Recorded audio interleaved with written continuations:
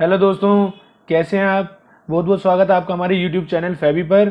आज मैं एक इम्पॉर्टेंट अपडेट लेकर आया हूं जीएसटी रजिस्ट्रेशन से रिलेटेड। जी हाँ, बिल्कुल सही सुना आपने। जीएसटी रजिस्ट्रेशन से एक बहुत बड़ा चेंज आ गया है दोबारा, जो कि पहले ही नोटिफिकेशन आ चुका है 20 अगस्त 2020 को, जो कि 21 अगस्त से एप्लीकेबल था विद इफेक्ट फ्रॉम 21 अगस्त 2020, जिसकी हमने ऑलरेडी डिटेल वीडियो पहले बना रखी है। तो चलिए मैं पहले आपको थोड़ा सा पहले पिछला रिव्यू करा देता हूँ, जिससे आपको पता चल जाएगा कि किस बारे में वीडियो है। जी देखिए 20 अगस्त 2020 को ये नोटिफिकेशन आया था जीएसटी का, जिसमें लिखा था कि अब जब भी आप कोई नया जीएसटी रजिस्ट्रेशन करेंगे 21 अगस्त ऑनवर्ड्स, उसके अंदर दो चीज़ें मैंडेटरी कर दी थी।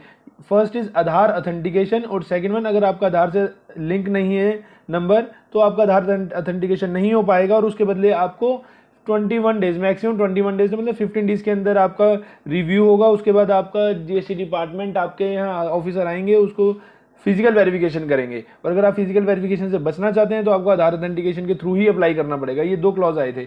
तो हुआ क्या, जिन लोगों का भी आधार अथेंटिकेशन था उन्होंने तो आधार से कर लिया, लेकिन जिनका भी फिजिकल वेरिफिकेशन होना था, जो कि नहीं हुआ है अभी तक, और उसमें क्या क्लॉज था कि अगर आपका विद इन 15 डेज अगर आपको नहीं होता है फिजिकल वेरिफिकेशन, तो आपको जीएसटी नंबर 21 दिन के बाद इशू हो जाएगा, जिसे हम बोलते हैं deemed GST registration, deemed registration.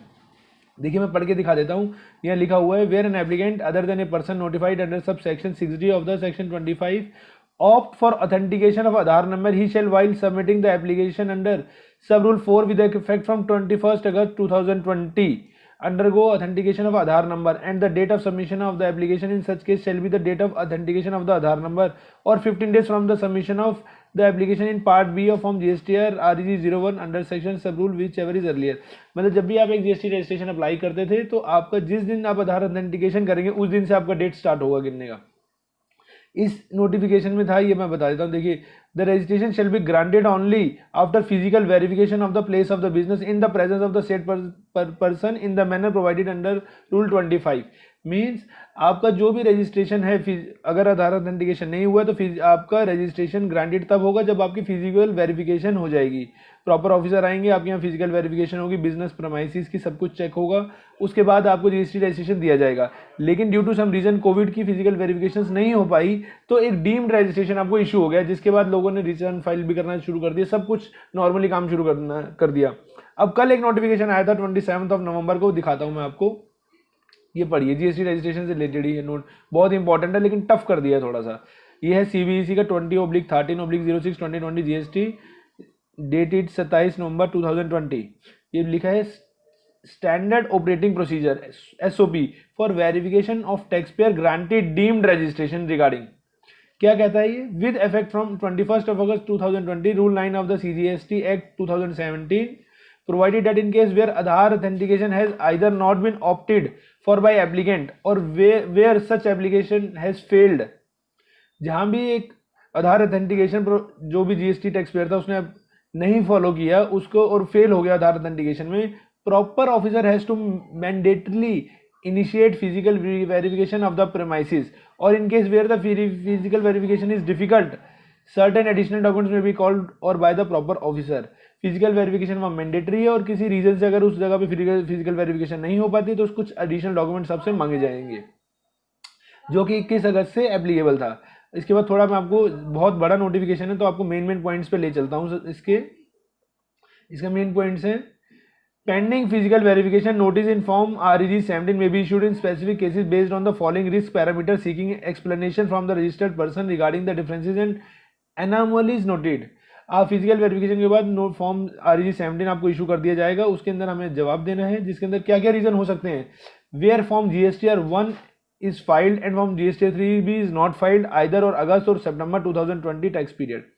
क्या रीजन हो सकता है कि आपने GSTR 1 तो फाइल कर दिया और GSTR 3B ना फाइल किया हो टैक्स पेयर ने, जिनका भी रजिस्ट्रेशन में फिजिकल वेरिफिकेशन पेंडिंग है। 21 अगस्त के बाद की बात कर रहा हूँ ये मैं।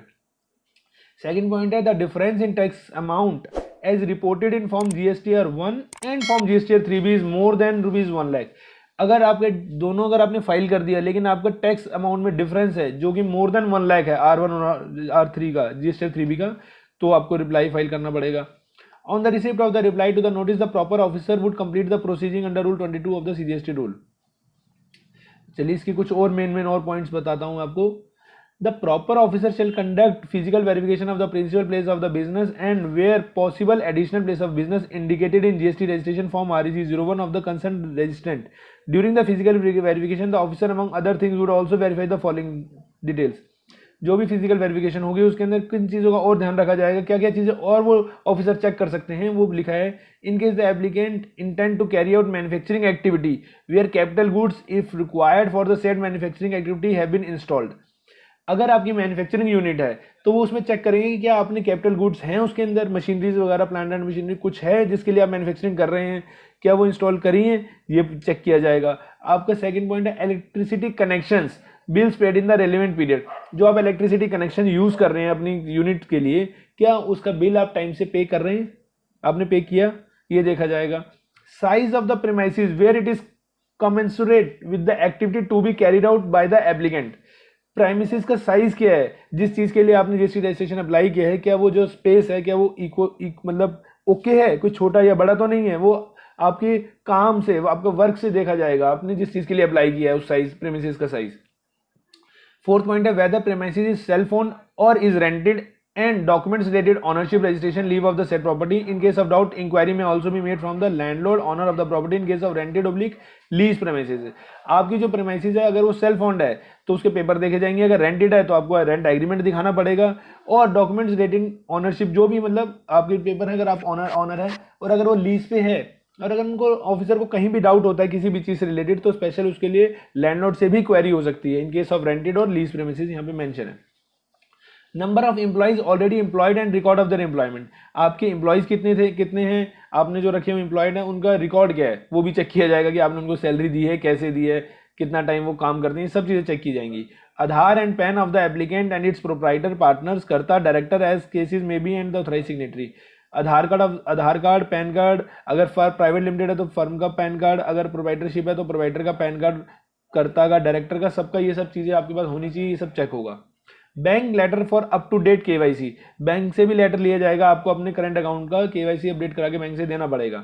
इन addition to physical verification conducted the proper officer in the interest of the revenue would carry out the preliminary financial verification of the registrant by the seeking the following documents and carry out its scrutiny.